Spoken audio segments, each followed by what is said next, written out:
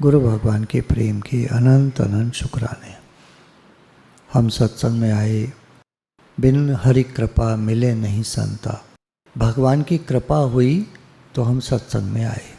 ऐसा कहीं आता है कि हमारे पुण्य थे तो हम सत्संग में आए, पर पुण्य तो बहुतों के होते हैं, सब सत्संग में कहाँ आते हैं।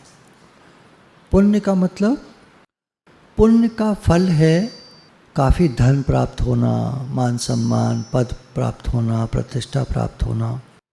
कोई भी पुण्यवान आप किसको कहते हैं?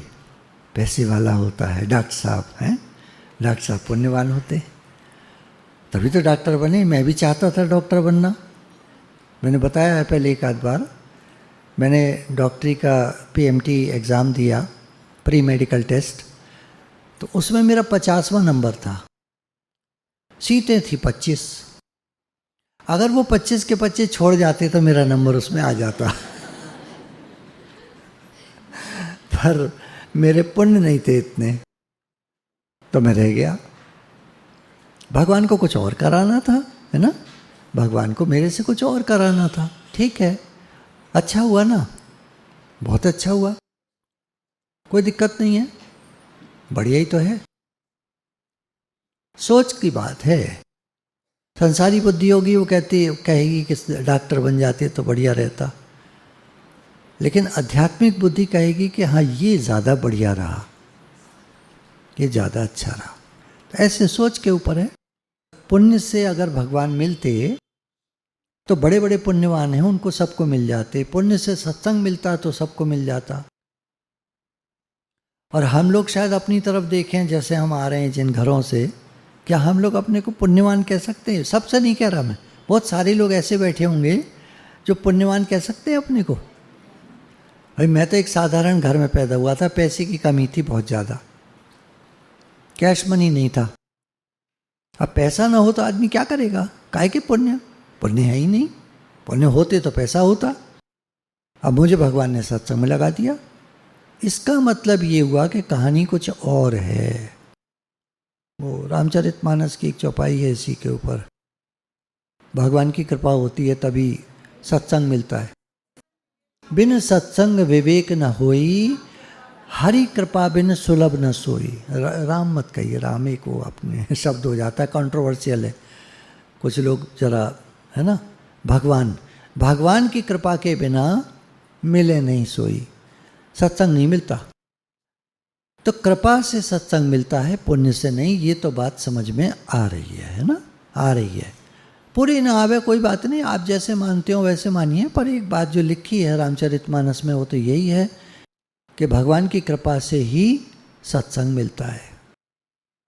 सुत दारा और लक्ष्मी तो पापी को भी होए, संत समागम हरि कथा तुलसी दुर्लभ दोए। तुलसीदास जी ने एक और चौपाई लिख दी कि बेटा, पत्नी और पैसा ये तो पापी लोगों के पास भी होता है ना। चोर डाकू भी शादी कर लेते हैं, बच्चे होते हैं उनके भी, तो ये तो उनके भी पास पैसा भी होता है, उनके पास लूट खसोट के पैसा। लेकिन संत समागम, जहाँ संतों का समागम, ये पुण्य की तो बात ये रही कि पुण्य का इतना मतलब नहीं होता। भगवान की कृपा अतिशय आवश्यक है, तब सत्संग मिलता है। तो हम सब पर भगवान की कृपा है, भगवान जी के प्रेम के अनंत अनंत शुक्राने। और आप सभी संगत का सत्संग में स्वागत है। आपका बहुत प्रेम है जो आप आते हैं, बहुत प्रेम है, बहुत अच्छी बात है, बहुत शुक्राने आप सभी के। भारत में जो आबादी है उसमें 3 तरह के लोग मुख्य देखे जाते हैं। एक तो बहुत पैसे वाले लोग, बहुत पैसे वाले लोग। एक फिर उनसे लेकर नीचे तक मीडियम वाले पैसे वाले लोग, upper middle class, lower middle class. 3 तरह की कैटेगरी बन जाती हैं। ऐसा इतना पैसा, इतना पैसा, इतना पैसा। फिर आती है लोअर क्लास। लोअर में भी और लोअर क्लास जो झोंपड़पट्टी में रहते हैं। तो इस तरह करके क्लासेस बन जाती हैं। अब किसी लड़के की मान लीजिए नौकरी लगी 25,000 रुपये महीने की, 30,000, 35,000, 40, 45, 50,000, इसको मिडिल क्लास कहते हैं। मिडिल इनकम ग्रुप, 50,000 रुपये तक का महीने का जो इनकम है, ये मिडिल इनकम ग्रुप है। ये लोग एक गलती करते हैं, अगर ये समझ जाए इस बात को तो ये जल्दी पैसा जोड़ लेंगे और जल्दी अपना फ्लैट लोन लेकर, ऑफ कोर्स कुछ लोन लेकर, कुछ अपना पैसा लगाकर जल्दी एक फ्लैट ले सकते हैं। इसको अंग्रेजी में पहले ये कहावत है, middle class people are buying things which they do not need for money which they do not have to impress people who do not care. एक ताना मारा है ज़बरदस्त उन लड़कों पर जो अभी नौकरी लगी है, महीना 2 महीना हुआ है, और कुछ ऐसी चीज़ खरीदते हैं जिसकी उन्हें ज़रूरत नहीं है, जितना पैसा उनके पास नहीं है, EMI इंस्टॉलमेंट पे खरीदते हैं, कुछ अपना डालते हैं, उन लोगों को इम्प्रेस करने के लिए जो परवाह नहीं करते। सुन के ठीक लग रहा है? Middle class people are buying things which they do not need from money which they do not have to impress people who do not care। और जो पैसा लगाया है, अगर अपनी तनख्वाह में से लगाया है, 50 में से 25 तो महीने के खर्च हो गए, 25 बचे, तो अब जो 75,000 का टेलीफोन खरीदा है, आईफोन 75 का है, 1 लाख का है, 1.25 लाख का है, बाकी का इंस्टॉलमेंट कराया है। अब वो आईफोन का करेंगे क्या? They are buying things which they do not need. Phone तो बड़ा वाला भी लेना है तो 11,000 से शुरू हो जाता है, तो 1.25 लाख का लेने का क्या मतलब है? चलो 11 वाला सही नहीं है, 20,000, 25,000, 30,000 तक में बहुत अच्छा फ़ोन आ जाता है। तो जितने पैसे उनके बचे थे उतने में उनका फ़ोन आ गया। कोई इंस्टॉलमेंट नहीं लेना, कोई कर्जा नहीं लेना, कोई अपने ऊपर प्रेशर नहीं है, कोई परेशानी नहीं है। तो यहाँ पर एक बात कही लेखक ने, चीज़ों को फंक्शनल बेसिस पर खरीदना चाहिए, ब्रांड पर नहीं। पिछली बार मैंने एक बात कही कि मैंने एक शर्ट पहनी है नई आपकी तरफ से 850 रुपये की, तो लोग हंस रहे थे। मैं सोचता रहा बाद में, ये हंस क्यों रहे थे? मेरी सोच में 3 बातें आ रही थी। एक को लग रहा था इतनी महंगी खरीदी है 850 रुपये की, एक को लग रहा था ठीक है 850 में शर्ट हाँ आई जाती है, तीसरे वालों को लग रहा था इतनी सस्ती खरीद ली, इतनी घटिया, इतने कम रेट वाली। जो ब्रांडेड लोग जानते हैं, बैठे भी हैं शोरूम वाले, ये जानते हैं कि ब्रांडेड शर्ट का मतलब होता है 2,500 रुपये से स्टार्ट होती है, 2,500, 3,000, 3,500, 4,000 रुपये की शर्ट आती है। तो मैंने अगर 850 कहा तो मैं कहाँ पर था?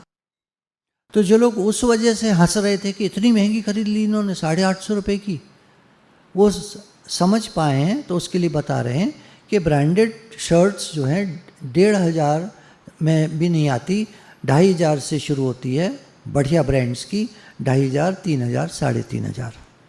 तो मैंने जो पहनी वो बहुत कम रेट की थी। जिनको लग रहा था ठीक है तो ठीक है, जिनको लग रहा था कि बहुत कम रेट की खरीदी, तो उनके लिए ये बताने की कोशिश थी कि कोई ब्रांडेड कपड़े पहनने से ब्रांडेड नहीं हो जाता।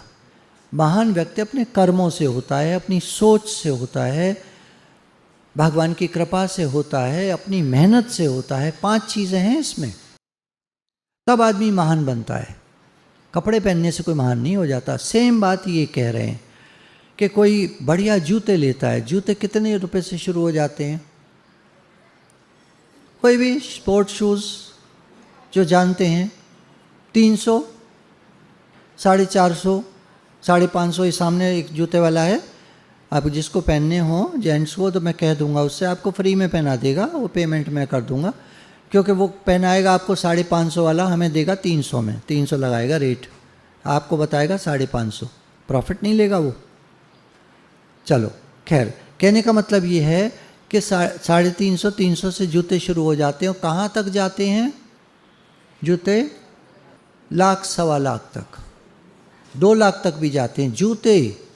तो चीज़ों को फंक्शनल बेसिस पर खरीदना चाहिए, ब्रांड पर नहीं। आप ब्रांड पर मत जाइए। ब्रांडेड कपड़े आप ले सकते हैं, ज़रूर लो, किसी को शौक़ होता है पहनने का, ज़रूर ले, पर ये कह रहे हैं आगे तब लो जब आप खरीदते समय ये देख लो कि क्या आपके पास 2 शर्ट के पैसे हैं। एक शर्ट आप ले रहे हो 3,500 की, क्या आपकी जेब में 7,000 रुपये हैं? तो आप 3,500 की ले लो। ये समझाना चाह रहे हैं उन बच्चों को जो बेसमझी में चीज़ें खरीद लेते हैं, है ना बेटा। आपकी जेब में मानो 10 रुपये हैं, तो आप 5 रुपये की चीज़ आराम से खरीद सकते हो। 5 रुपये आपके पास फिर भी बचे हुए हैं। उदाहरण के तौर पर छोटे बच्चों को समझाने के लिए 5 रुपये की चीज़ खरीद सकते हैं जब इनकी जेब में 10 रुपये हो। समझाने की बात है बेटा, खरीद मत लेना बेकार के लिए, ज़रूरत है नहीं, जाके खरीद ली, सत्संग में चली थी बात 5 रुपये की चीज़ हम तो खरीदेंगे, नहीं ऐसे नहीं है, आपको ज़रूरत हो तो खरीदना। तो ये कह रहे हैं कि एक मोबाइल और एक जूता मिलाकर 1.25 लाख का बनता है। एक अच्छा मोबाइल करीब करीब 1 लाख का और 25,000 का जूता 1.25 लाख का बनता है। तो जिस लड़के की तनख्वाह 2.5 लाख रुपए महीने की हो वो 1.25 लाख की चीज़ खरीद सकता है, कोई दिक्कत नहीं है। लेकिन अगर उसको फ्लैट लेना है जल्दी ही, तो फिर वो पैसा जोड़े, जमा करे, खर्चा कम से कम करे, पैसे जमा करे, उसके बाद जो लोन लेना है उसको लेकर के और फ्लैट ले। फ्लैट ज़रूरी है तो फ्लैट ले। गाड़ी पहले ज़रूरी है तो गाड़ी, जो ज़रूरत की चीज़ है वो ले। दिखावे के लिए खर्चा नहीं करना चाहिए। सत्संगी लोग दिखावे के लिए खर्चा कभी नहीं करते। दूसरी गलती मिडिल क्लास लोग क्या करते हैं, अपने बच्चों को हायर एजुकेशन के लिए ऐसी जगह पर भेजते हैं जो बहुत महंगी होती हैं। मेरे सामने अभी पीछे कितने केसेस आए हैं लोगों के, कितने सारे लोगों ने बताया है कि हमने अपने बच्चे को अपनी हैसियत से ज़्यादा महंगी जगह पर दाखिला दिलवा दिया और बड़ी दिक्कत हुई, और उसको भी लोन लेना पड़ा, और वो नौकरी कर रहा है और लोन चुका रहा है। पढ़ाई कॉलेजेस में लगभग एक सी होती है। टीचर्स जो होते हैं महंगे कॉलेजेस में अच्छे हों ऐसा कोई ज़रूरी नहीं है। बढ़िया कॉलेजेस में बढ़िया टीचर्स होते हैं। बढ़िया कौन से? जैसे भारत में IIT है, बहुत बढ़िया कॉलेज है, नंबर 1, भारत का नहीं पूरे वर्ल्ड का, पूरी दुनिया में जो बेस्ट कॉलेजेस हैं उसमें नाम आता है IIT का। भारत में पहले 6 हुआ करते थे, अभी ज़्यादा हो गए। हर प्रांत में एक खोलने की बात सरकार ने की थी, वो कर रहे हैं। शुरू में 5 ही हुआ करते थे, फिर गुवाहाटी का खुला 6, 5 ही होते थे पूरे भारत में। एडमिशन बहुत मुश्किल होता था, लगभग 1% बच्चों का 100 बैठते थे तो उसमें 1 का सिलेक्शन होता था। अब बाकी 99 कहाँ जाएं? अब होड़ में माँ बाप उनको महंगे कॉलेजेस में दाखिला करा दिया करते थे, जो सही नहीं बैठता था, दिक्कत होती थी बहुत ज़्यादा। ऐसा काम दूसरों को देखकर होड़ नहीं करनी चाहिए। आपको जो सूट करे, आपके लिए जो ठीक हो वो काम करिए। बच्चे नासमझ होते हैं, उनमें इतनी समझ नहीं होती, वो दूसरों को देखकर होड़ करते हैं। पर अगर हमने बच्चों में अच्छे संस्कार डाले हैं, हमारी बात को समझेंगे, बेटा हमारे पास इतने पैसे नहीं हैं, हम तुमको वहाँ नहीं भेज पाएंगे, पर दूसरा ये अच्छा कॉलेज है, हमारे शहर का जो सबसे अच्छा कॉलेज है उसमें तुम दाखिला ले लो, हमें कोई दिक्कत नहीं है। तो सबसे अच्छा कॉलेज भी जो होते हैं, अब तो इंग्लिश मीडियम, जो कॉलेज के ऊपर तो इंग्लिश मीडियम ही होते हैं, तो वो तो फिर सारे ही एक से होते हैं लगभग। LLB करनी है किसी बच्चे को, इंजीनियरिंग करनी है किसी को, कुछ करना है, सब लगभग एक से ही होते हैं। पढ़ाई सबकी एक सी होती है, कोई बात नहीं है, क्योंकि बच्चा अपनी मेहनत से आगे कुछ बनेगा। और दूसरी एक और कहानी है, जो बहुत महंगे कॉलेज होते हैं उनकी एक कहानी सामने आई है। वो 5 लाख का पैकेज होता है उनका, 2 साल या 3 साल की पढ़ाई जो भी है, 5 लाख 6 लाख का पैकेज होता है। उसमें 3 लाख का उनका खर्चा होता है, 1 लाख का उनका प्रॉफिट होता है, 4, 1 लाख वो जमा कर लेते हैं उस बच्चे के नाम पर, इसकी नौकरी लगवानी है। कंपनियां आती हैं प्लेसमेंट के लिए, उनको पहले ही 60 गांठ कर लेते हैं, आपको कितने बच्चे चाहिए? बोले 3 चाहिए हमें, पर आप लोगे 10, 7 बच्चों का 1 लाख रुपया प्रति बच्चे के हिसाब से 7 लाख रुपया हम आपको देंगे। 6 महीने की तनख्वाह केवल आपको इसके दे दी है, प्रोबेशन पीरियड की, इसकी टेम्पररी होने की। और जब ये परमानेंट होने का नंबर आता है 6 महीने बाद, अगर आपको पसंद आए बच्चा तो रख लेना, और नहीं पसंद आए तो निकाल देना। आपके पास तो तनख्वाह आई गई उसकी, 6 महीने की तनख्वाह। समझ पा रहे हैं? दोबारा बताऊं, गणित है ना। कोई बढ़िया कॉलेज जिसको आप कहते हैं बहुत महंगा बढ़िया कॉलेज, 5 लाख 6 लाख का पैकेज है, पूरी एक कोर्स का 6 लाख रुपया लगता है, उसमें 3 लाख का उनका खर्चा होता है, 1 लाख की उनकी बचत होती है जेब में गए उनके, और बाकी 1 लाख 5 लाख का पैकेज है तो, और 6 लाख का पैकेज है तो 2 लाख उन्होंने उठा के रख दिए। प्लेसमेंट हर बच्चे को मिलेगी करके, जितने बच्चे वो लेते हैं हर एक का 2-2 लाख रुपया 1-1 लाख रुपया उठा के वो रख देते हैं, और वो जब कंपनियां आती हैं तो उनको पे कर देते हैं कंपनियों को। 6 महीने की नौकरी बच्चे को मिल जाती है, वो सोचता है मेरी तो नौकरी लग गई। 6 महीने बाद अगर वो बच्चा अच्छा नहीं है तो उसकी छुट्टी कर देते हैं, और अगर उनके काम का है तो रख लेते हैं। काम के बच्चे 10 में से मुश्किल से 3 निकलते हैं, 7 बेकार होते हैं। एवरेज वहीं आ गया। कॉलेज ने कंपनी को 3 बच्चे लेने थे, 3 बच्चे उन्होंने ले लिए, 7 को हटाना था उन्होंने हटा दिया। ये प्लेसमेंट की कहानी है आजकल। तो अभी बड़े बड़े बोर्ड जो लगे रहते हैं ना, 100% प्लेसमेंट, हर बच्चे को नौकरी मिलेगी जो इस कॉलेज में पढ़ेगा, इसका कोई भरोसा नहीं है। या फिर हमें ये विश्वास है हमारा बच्चा बहुत बढ़िया है पढ़ने में, किसी कारण से IIT में नहीं आया, मेडिकल में नहीं आया, कहीं बढ़िया उसमें जो गवर्नमेंट के कॉलेजेस हैं, जो नामी कॉलेजेस हैं उनमें नहीं आया, जिनकी फ़ीस भी कम है उनमें नहीं आया, तो अब क्या करोगे, महंगे में पढ़ाना है। हमारा बच्चा इतना लायक है कि महंगे में पढ़ करके जहाँ नौकरी लगेगी वहाँ निकल जाएगा, तो करा देना। आपका अंदर में आवाज़ नहीं आती मेरा बच्चा कितना लायक है। आप ऊपर से जो भी कहते हो, बच्चा कितना भी अपने को 30 मार्क का समझता है, बहुत अपने को बनता है, मेरे को सब आता है, लेकिन आपको नहीं मालूम क्या कि उसको कितना आता है, वो कितना होशियार है। रेखा जी, आप चेहरा देख के नहीं भांप लेते कि कैसे ये कैसा आया है जो सामने आया। ये एम्प्लॉयमेंट करते हैं, किसी को नौकरी चाहिए अच्छी है तो ये एम्प्लॉयमेंट कराते हैं। हमारे यहाँ सत्संग में सब तरह के लोग आते हैं। आपको कोई समस्या है अपने बच्चे के बारे में, आप हमारे आगे रखिए, कोशिश करेंगे उसका समाधान हो। बहुत सारे तरह तरह के लोग आते हैं, डॉक्टर्स भी आते हैं, तो इनके लायक कोई सेवा हो तो आप बताइए, वो भी होगी। सब तरह की चीज़ें उपलब्ध हैं। इस तरह की बात कभी चलती नहीं है, पर आज व्यवहारिक बात चल रही है तो मैंने कह दिया। आपको अगर कोई भी बात है, किसी बच्चे को गाइडेंस चाहिए, तो उसके लिए भी हमारे पास सब तरह के लोग हैं, बैंक वाले भी हैं और भी सब तरह की जॉब वाले हैं। आपको कोई नया बिज़नेस खड़ा करना है, एक बच्चे से को था कि नया बिज़नेस खड़ा करना है, मैंने कहा ऐसे कर, फड़ पे ठेला लगा ले। आजकल एक लड़का आया हुआ है बाहर से MBA करके, बाहर से MBA करके आया हुआ है, वो यहाँ रह रहा है, मुझे सेवा का मौका दीजिए। अभी नौकरी लग गई है, वो अभी बुलाने में थोड़ा टाइम लग रहा है उनको, 1 महीने का करीब टाइम दिया है, वो 1 महीने के लिए आया हुआ है, अभी 6 ही दिन हुए हैं। सुबह में भेज देता हूँ, किसी केले के ठेले पे खड़ा हो जा, सब्जी वाले के साथ भेज देता हूँ, चलो उसके साथ घूमो, सब्जी बिकवाओ, खड़े रहो, जो वो काम कराए वो करो। उसके बाद भेज देता हूँ शाम को दुकान पर, एक भीड़ रहती है, छोटी दुकान है, सब तरह का सामान है, भीड़ रहती है, करो सेवा करो। तो सब तरह का काम करके इतना अनुभव मिल रहा है उसको, रोज़ कुछ ना कुछ नई नई बातें बताता है।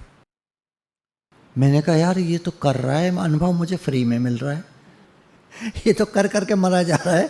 एक दिन मैंने भेज दिया बिस्कुट बेच कर आओ, 5 रुपए की पार्ले जी की, थैला भर के दे दिया, 50 पीस लटका के थैला, गांधी हॉस्पिटल जाओ टिड्डी करके, उसके पैसे मैंने दिए। वहाँ से चलना पैदल और जाना वहाँ तक क्वारसी चौराहे तक, और क्वारसी चौराहे से लौटना फिर यहाँ तक, और बिस्किट बेचो, 50 की 50 बिक जाए तो वेरी गुड, नहीं तो देखते हैं क्या होता है। 2 बिस्कुट बेचकर आ गया वापस। मैंने कहा तुम्हारी औकात समझ में आई तुम्हें? बड़ा बुरा लगता है जब कोई ऐसा कह देता है, तेरी औकात क्या है। ऐसा चुभता है, तीर अंदर तक घुस जाता है, बाहर निकलने की बस दूरी रह जाती है, अंदर तक घुस जाता है। आदमी को अपनी हैसियत, अपनी औकात समझ में आता है। ठेला लगा के खड़ा कर लो, देखो तुम्हारा कितना माल बिक जाता है शाम तक। ये जो ठेले वालों की चल रही है, इनके पीछे इनकी कितनी मेहनत है कोई नहीं समझता है।